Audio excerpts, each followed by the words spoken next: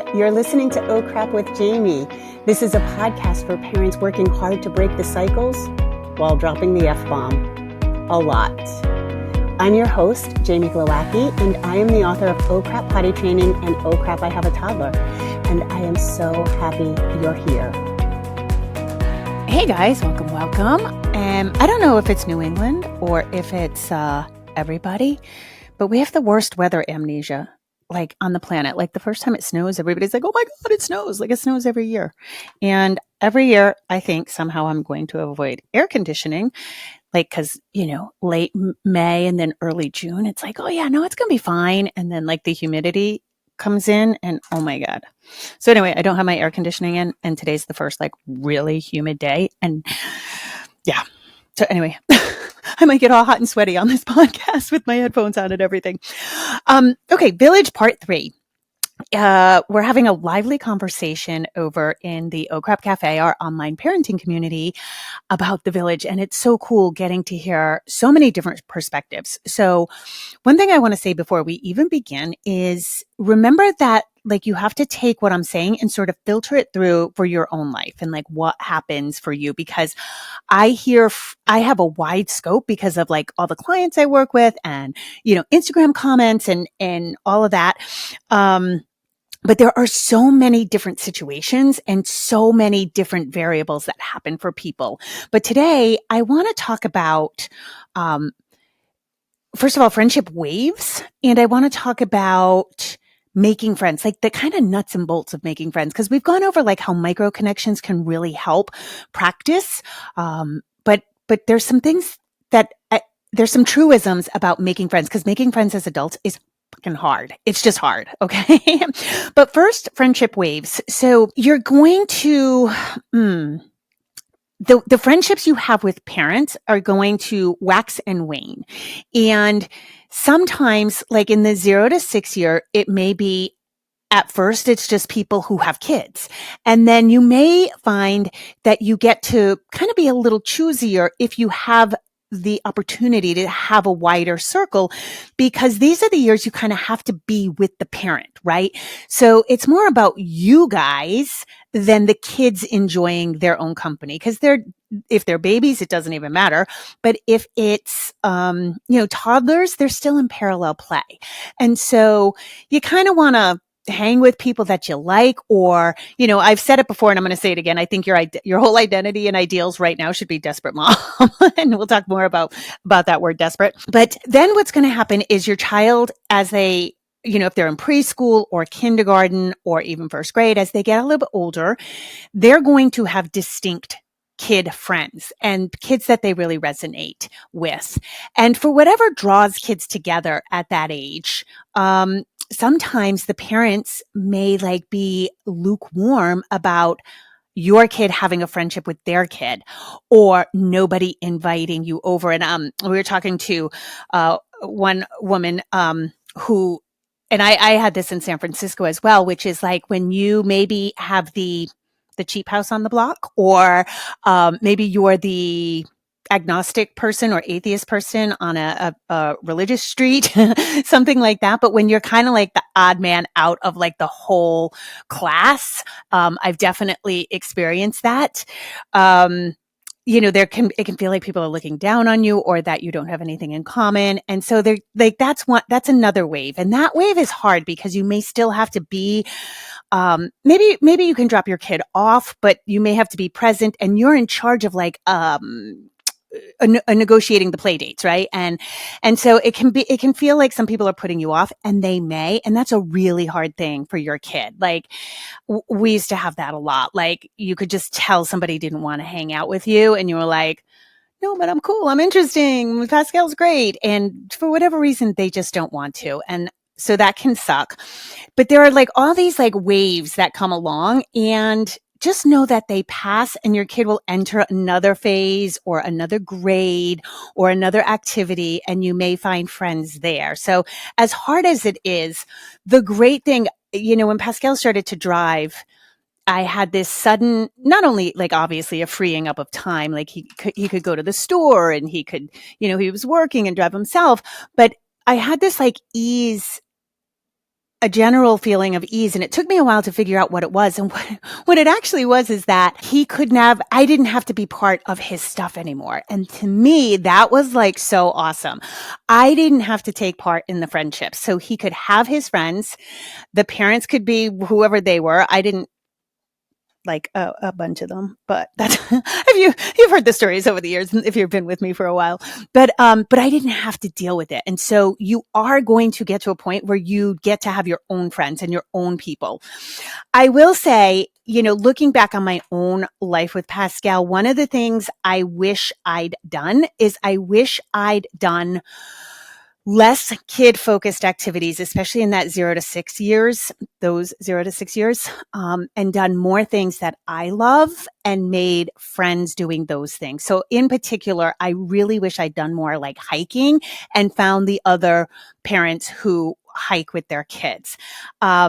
I love, as much as I don't love being around kids and, drinking and stuff, I do like that, like a lot of craft breweries are having like, Sunday kind of cookouts where kids can go and, there's cornhole and stuff like that. And obviously if you're following this podcast, I'm sure you're not like getting fallout drunk, but, I love that it's a place where parents can meet other parents and be with their friends and the kids can come along. I really wish I'd included Pascal more in real life of what I wanted to do and just brought him along and found people that way. But, it's not anything I sit on. It's not like, oh, I really wish I'd done this. But it's something I want to give to you guys. Like you can do that. You don't have to be kid focused. And that is a large portion of the parenting hustle and the burnout is kids have become a market. So we have to kind of think in kid terms. And that's part of why we lose so much of our identity. We're like, oh my God, I'm like just cleaning up shitty diapers all the time. Right. So just know that it comes in waves. And just because you're in one season of friendships, be it hard or easy, or you're kind of having to suck it up and you don't really love the people you're hanging out with, just know that it will change. It can always, a new grade, a new school, anything can shift and change. And as your kid gets older, obviously it gets better. Now, how do you make friends? So I had a lot of people ask me because no, I really don't know how to make friends. And again, I think we talked a lot. I think we talked around this in the last episode with feeling like you don't fit in, social awkwardness, that kind of thing. But I wanted to go over a few other things on making friends. And I did say earlier that I want you to assume the identity of a desperate mom. And that is something I hear very often, which is I really need friends, but I don't want to sound desperate, or just making yourself available. Like I had talked about last episode, open, not closed down on your phone with your headphones in, with your, if you got a resting bitch face already, which some of us do. I don't think I do, but I do have a very, intense personality, not shocking. And so it can scare people away, but keeping yourself open. And I think it's okay to admit to yourself that you're desperate for friends. And I think that there's a vulnerability when we're trying to make friends. There's a vulnerability that we need to have in that openness. And I know so many people literally don't answer the door when the village comes knocking, I guess not literally because people aren't knocking on your door, but figuratively. What happens is people will offer sometimes, hey, does your kid want to come over and play this afternoon? And you feel like, no, what does she? I've literally had people say this. What does she think? I'm a bad mom? Does she think I'm desperate? Does she think I need help? And I'm like, you do. And so we have this fear of I don't want to be desperate. Listen, you don't want to be clingy and you don't want to trauma dump. That's not what I mean by being vulnerable, but you do want to keep yourself open. And it's okay to say something like, hey, I'm new to the neighborhood and I don't know a lot of people. Would you like to get a cup of coffee? Or do you want to meet here tomorrow at the same time at the playground? That's perfectly cool. If the person rejects you, they reject you. If they give you the cold shoulder, so what? A lot of times we are all guilty, particularly if you have an introverted personality, of examining your actions, right? You might say something and then the person you might say something like that, like, I'm new to the neighborhood. Hey, you want to get a cup of coffee? And the person like does something and you're like, oh my God, I can't even believe, like you overanalyze the transaction for like hours. It keeps you up at night and you're like, why did I say it like that? I wonder what it meant. And it turns out maybe her phone buzzed and she had a reaction to that and you know what I mean? Like we overanalyze. So even if somebody kind of gives you the cold shoulder, sometimes that's our perception of it.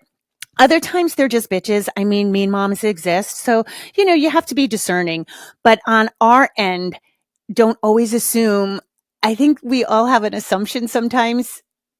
Maybe it's me. Maybe, I think there's a past of trauma, people pleasing, introverted personality where you like overanalyze transactions and you always think you did worse than you did. And if this doesn't apply to you, just ignore it. I think I'm saying a lot more about me in this episode than I am about you guys. Okay, so number one, first thing is you have to find where the people are. Okay, where are the other parents? What are the other people doing? And again, these are broad spectrum things that that may not be appropriate for your situation, but I hear every situation different, like, moving to a new neighborhood, or you've decided to homeschool and now you don't know where the people are. Find where the people are. So almost every town has some sort of group, whether it's a buy nothing group or a mom's group or a meetup group or something like that. If you don't know, try to find out. Ask your neighbor, ask somebody. There's got to be somebody that you can ask or troll around online. If it doesn't exist, you can start this. And this is awesome. This is awesome for the introverted personality. And that's mostly who I hear from, right? People who are like, I don't know how to make friends. I'm introverted. You can start something. So even if you're introverted, you have to show up in the community in some way, shape, or form, right? And we all have our strengths and we all have our weaknesses. And so if your weakness is like not being gregarious and not being able to make small talk and not like making overtures, is maybe your strength is forming these things, okay? And so one of the things I have learned throughout my life, and you can ask anybody, and this applies, in anything that's organized, there are 5 people who are doing the work. Okay. There's always the same 5 people. You may not be one of those people. I am one of those people. I realized that because I coached baseball. Then I ran the snack shack at the playground. Once we started homeschooling, I was on the board of the co-op. Once, when Pascal was in school, I was on the PTA. I am the person I'm one of the 5 people, mostly because I love to boss people around. I love to be in charge. I pretty much can do things better than anybody. And that is my perception, but it's often true. Like I can see systems. If I wasn't doing this and I had like a quote unquote real job, I would be like a systems, analysis. I can see where systems have holes in it. I'm very good at it. And I'm like, let me get my hands on this because I can fix it for you. I can make it so much more efficient. And so I sign up for things and I do fix things and I like doing that. I just got asked to be on the board at my archery club and being in charge of the kitchen. And I was like, yeah, thank you. Cause I work, how a archery club works is that you have to put in work hours as part of your membership. And I help in the kitchen, but the woman who runs it is 85 and she's had 2 strokes. And so like, I'm mostly doing all the work and the board recognizes that, but they were like, will you be in charge now? And I was like, yeah, but have we done a cost analysis? I mean, are we making a profit? I like clean the whole kitchen. I ordered new pans. So we have this huge event coming up, championship shoot. And, the older guys are like super nervous about it. And well, Jamie, you could do this. And I was like, sit down. No, just leave me alone. Let me go. I can practically do this by myself. And I like that. But one of the reasons I like that, not only do I like to be in charge and bossy, but what I like is being around all the people without actually having to do small talk. I hate small talk more than anything. That's my kind of introversion, right? I can do a lot of good with people and, I can seem good, but I hate small talk. So what being in charge often lets me do is I meet all the people. I know all the people. I know what's going on, but I am actually not forced to talk to the people except for cursory greetings. And so as an introvert, consider that position. That may be a good position for you because yes, you have to do some work, but you get accolades and you get to meet everybody and know everybody's shtick. You figure out who the mean moms are. You figure out who the nice moms are. And now you've got an in. And so that can be really, really beneficial if you're that person. Just like at parties, I'm going to be the person, I am cleaning up the plates. I am going to help you in the kitchen. If it's your house, I am going to be doing the dishes. I'm going to empty the trash. I'm going to go make sure the kids are okay. You won't see me sitting down because I don't want to make small talk conversation unless we are talking about the cosmos and deep psychology and the reason for our existence. I do not want to be talking to you. So, but that way I also can hear everybody and I can suss out the people that I might resonate more with. So that is key. But again, if you're not one of the 5 people who's doing it in any organization, find one of the people because they're going to be people like me. They're not usually the mean girl moms. Those moms are bitches and they're going to be like on committees, but they're not going to do a lot of the work. So, you find somebody in charge who's gregarious and then stick to them like glue and offer your help. Like, oh, could I do this for you or something like that? So that's for like organized things. But again, if you don't even know where the organized things are, could you start it? Could you be the organizer? Again, being the forward face, but without being the extrovert that in person. So that might look like starting a playground Instagram account. I see these all the time now where people are doing local things. There's one here in Rhode Island where it's women's hikes and they do these hikes and they might say where they were, but they don't say where upcoming things are. All it is like DM to get on our email list. And so you DM and then the email list goes out. And so you could start something like that or a playground meet and greet Facebook group. So it doesn't have to be a mom's group per se where everybody's talking shit and it devolves because they all do, but it's more like, where are the playgrounds meeting up? Who's going to be there? And of course, you probably want some sort of, what do you call it? Rules and way to get people in or vet people, but, safety issues, but you could start something like that. And again, it can seem like to an introvert, oh my God, that's so much work. Oh my God, I'm going to have to meet the people, but you're behind the computer screen. And so you could be the organizer and get to meet everybody, but not have to be the person who's like, hi, how are you? You know what I mean? So I think those are good ideas. Again, it kind of depends playing to your weaknesses, but you have to find the people. And so one of the reasons I decided to do this whole series during the summer was because summer's a better time to find the people. Go to your local playground any time of day. When are the most kids there? When are the big kids there? When are the little kids there? Splash pads, community pools. These are the places you're going to meet other people. But we have become a society, if you are not emotionally open to meeting people, we have become a society where people will leave you alone because people are afraid to tread on anybody's personal space now. So like, if I see you and you have this like dark demeanor and you're closed off and you're like in the pool just swimming with your kid, I might try to say something, or I might be like, I don't know, maybe that person's going through a hard thing and just wants to be by themselves. So I do think it's really important to keep yourself, again, emotionally open, keep your body language and everything like, hey, I'm friendly. And so you do have to step out of your comfort zone. So that's what I would say. And I ran into this a lot in homeschooling. Homeschooling by nature, it seemed like a lot of the parents were introverts. A lot of the kids were introverted too. And so it became this big thing of like, I don't want you to use it as an excuse. Like, oh, I'm an introvert. I can't talk to people.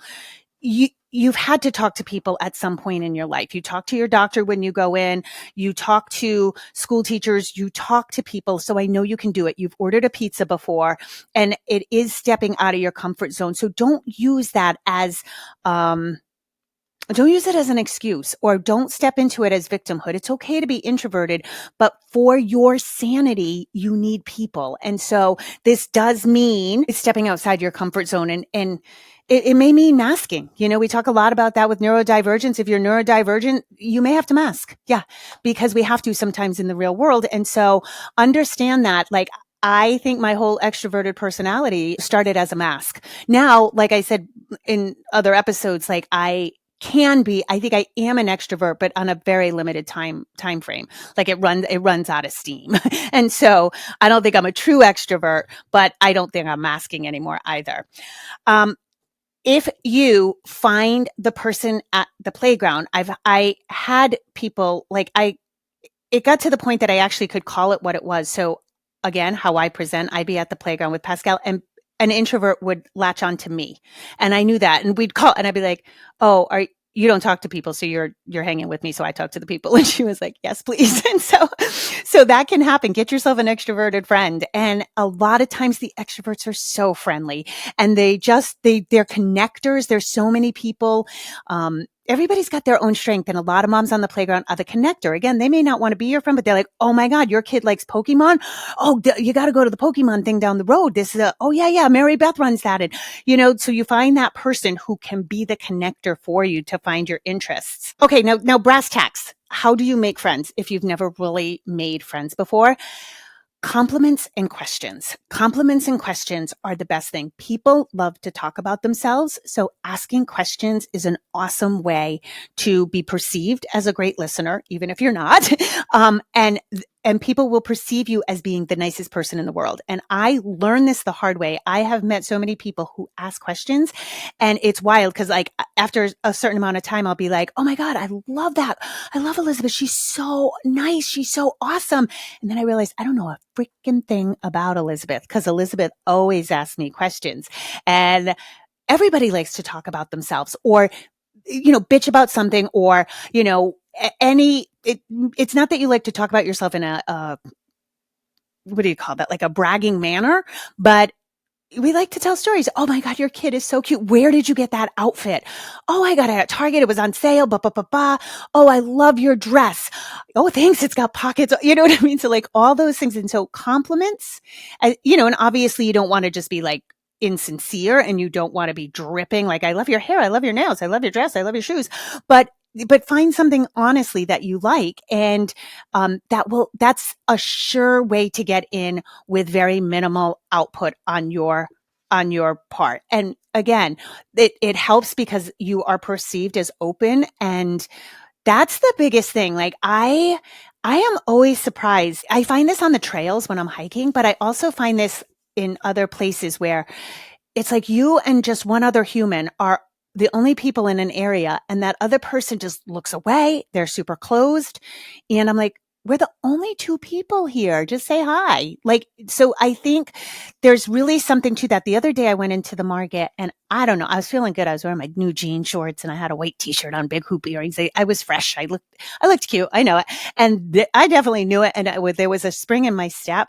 I walked into this market. When I say every single person in the market was like, hey, I hope you have a great day. Like, people approached me. There was something about me that was so open, so friendly. And I think it's just because I felt really good, and people approached me. So I think I know I've said it a lot already in this episode, but that open countenance really, really matters.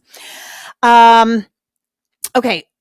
Let's talk very quickly about homeschoolers, because I have I'd say at least a good half of my people in the Oh Crap Cafe and in my client work are now homeschooling. I think everybody homeschools, by the way. So this would apply to even if your kid is not formal school age, or even if you're a working parent, who, your kid's in daycare, you get home and you homeschool. You don't just forget about your kid. You teach them stuff and spend time with them.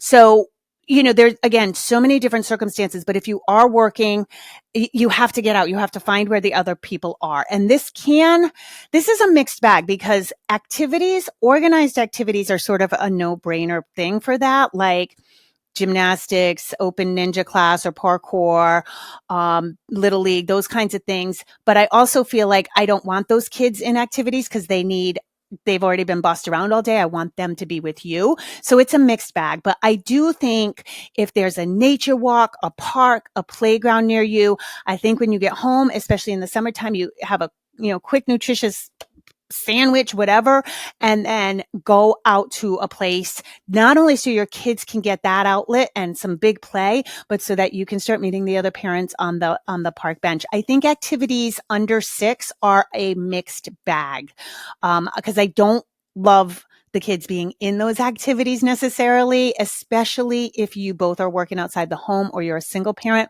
because you haven't spent time with your kid all day, which I'm not judging at all. I'm not saying that in a negative way, but now you've got to like give them a bouillon cube of connection and not just another thing where they're going to be directed. Now, if you are homeschooling, I would join a group, join a co-op, join a group, even if it is not. The biggest thing I run into in homeschooling is like places where it's deeply religious and you're secular. And so sometimes it's worth it though, just to see the social calendar, just to see where people are. But I would say that one of the great things about homeschooling is there's going to be events in your community because businesses have gotten really hip to homeschooling. So they're going to have like, we had like the trampoline park, the skate park, there was an indoor skate and bike park that was vital. Oh my God, the kids loved it. We went there like 4 times a week.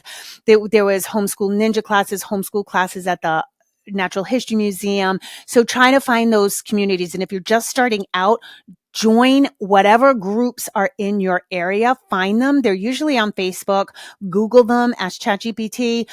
But find those groups. You may not be with those groups for long. I wasn't. We were only in those groups for like maybe 2 years, 3 years. And then we found our way. And what you'll learn is you'll start seeing people out in the community. You'll make your friends. The big thing with homeschooling that gets a little tricky is that, you don't necessarily meet friends in your neighborhood. So that we struggled with that a lot. Like the kids were far. So just remember that if you have one kid, you might be fine. But if you have several, that can be taxing. But there are things happening. And same thing, and stay-at-home moms, you're working too. Stay-at-home dads, you're working too. So it's not like I'm saying the activities thing. I say not, especially if you're working outside the home, don't put your kid in activities so you can connect with them, but stay at home parents while you're working, you might be strung out on your own kids. You know what I mean? And so you need the activities just as a break, and that's valid. Same thing with homeschooling. We did baseball, but I still hold. I think sports needs to happen at 6. I'm not going to back down from that. So that's my final answer. But those are the things. Okay. And then the other thing is when you do find a friend and you find somebody who is receptive to whatever overture you've laid out. One thing that constantly amazes me, and mostly because it's been mirrored to me and then I started doing it, is how to kick off a friendship. So there's pleasantries, right? Hey, do you want to meet at the playground? There's logistics. So you might get somebody's phone number. You like their parenting style. The kids are getting along. You're like, okay, can we meet at the playground? And you get the phone number and then you text and you're like, oh, you're going to be at the playground tomorrow at like 2, or do you want to meet at another time? And it can be like that. Right. And then there has to be a point where you jump into like real life. And again, be cautious that this isn't just trauma dumping about whatever, but you do want to just jump in and like kind of assume your friends. And I can tell you more recently how this has played out. So one thing is like when my sister and I got back into contact, and if you're new to my podcast, that's a whole, go back and listen to episodes. That's a whole drama within itself. But one of the things is my sister was even like, I'm not really even sure how to do this or how to move on. And I was like, well, my experience is like, you just jump in. Like how you build a relationship is not in just the logistics. It's in it. And especially this day and age, it's in texting, and it's texting small things, not big things, not huge voice notes, not yet, but it's like, texting your new friend, and like once she's agreed, let's say, to meet you at the playground tomorrow at 2, and then the next text is like, oh my God, I'm gonna kill my husband, and roll eye emoji, right? Like you're just like, you get into real life as soon as possible, as if you were friends, and I call it jumping in. And I'll give you another example. I think I talked last episode of this older couple that I've gotten friendly with at my gym. And they had asked me out to see a band a couple of weeks ago. And I was so thrilled because it was like at 6:00 at night. I was home in bed by 8:30 and it was so cool. And it turned, I say older couple, literally. We were talking, the woman, very, very lovely woman. I love her. And she said, well, I'm from a different generation. And I was like, oh, like, how old are you? And she said 64. And I was like, oh, I'm 57. So I call her older woman. But you guys know me. Yes, I'm obviously younger in spirit. I'm a 4-year-old trapped in a woman's body, but also how I work out. So anyway, the other day I hadn't been to the gym early morning, and I was missing my early morning gym people because once you go at 5 a.m, there's the usual people there, and it just hasn't worked out because of walking Maverick or whatnot. And I walked into the gym 2 days ago, and everybody was so happy to see me. It was so nice. Everybody's like, "Oh my God, where have you been?" And I think I just hadn't been for like a week at that time. I go later, and I said, "Oh, I have to come later on some days," and everybody's like, I've become the resident stretching expert. So they're like, "Oh, I have this injury. What should I stretch? What should I do?" And so, but this woman, Pam, was on the treadmill, and she was like, "Jamie." So I went over and she started to yap, and I said, well, hold on, let me get on the treadmill. So let me just jump on so we can talk. And she just launches right into this whole thing. She said, "Oh my God. So my friend is having a really hard time. It turns out that this guy likes her and she doesn't like him, and he has cancer. And can you believe he has cancer? He's only 42. And it was so funny. And it wasn't like she just needed to unload, but I didn't know these people, but she just acted like we were friends. And I was like, "Oh my God, that's terrible. And is your friend okay?" And then she invited me to her birthday party, and it was just really neat. And I was like, just like that, she and I are friends. And then this morning I saw her and she said, "Oh, do you want to see the pink dress I'm buying for my birthday party?" So she showed me, and I was like, "Oh my God, I love that style. Can you send it to me?" And now we have this friendship because we jumped in. It's not just awkward anymore. It's like all of a sudden now we're sharing links. And so that's what I mean by jumping in. Once you have the initial in that you may have gotten from questions or compliments, or finding where the people are, attaching yourself to an extrovert, or becoming the planner, one of the 5 people, right? Those are your gateways in. And now you can jump into the friendship.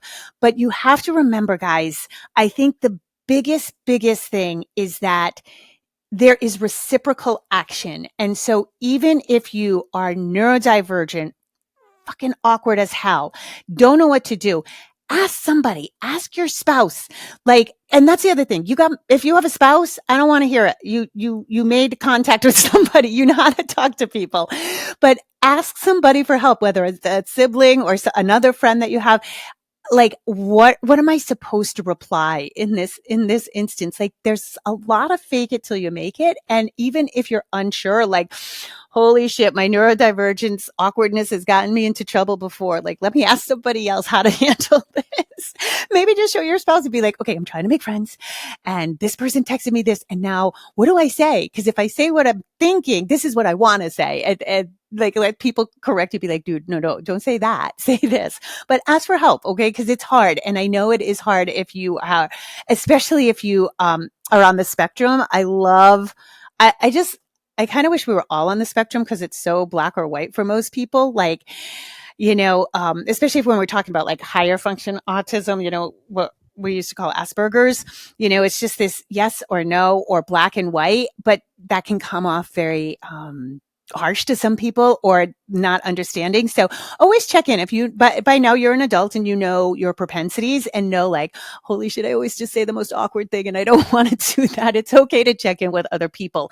And that's, again, playing into that vulnerable and quote unquote desperate. It's okay to treat this like it's a hard thing. It's okay to treat this like, okay, I'm learning. I'm going to go out and talk to 2 people today.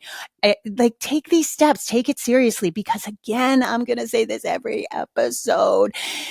This is the pressure valve you need. You need people. And not everybody's going to be your ride or die. They don't have to be your friends forever, but you need these interactions to relieve that pressure valve that is parenting. All right, that's all I got today, guys. As always, I love you guys. If you are so inclined, please go leave a review wherever you get your podcast. Like, a 5-star review is really nice. If I'm not being too forward. And yeah, because that helps the algorithm. It helps it spread faster, and that's what gets more views, and that's what allows me to keep doing this. Thanks, guys. I appreciate you, and have an awesome day. Rock on. Okay, bye, everyone. Just a reminder, if you need additional resources, I have Oh Crap Potty training. I have Oh Crap, I Have a Toddler. Those books are available everywhere you want to find a book. You can also go to my website, jamieglowacki.com, where you can book private sessions with me, buy any of my courses. Those are really geared towards potty training help. And also I'm on Instagram. I'm not on Facebook anymore, and I'm not on Twitter. I'm on Instagram, jamie.glowacki, and I do a lot of lives and usually posting a lot of good information. So those are extra resources for you. And as always, rock on. Have an awesome day.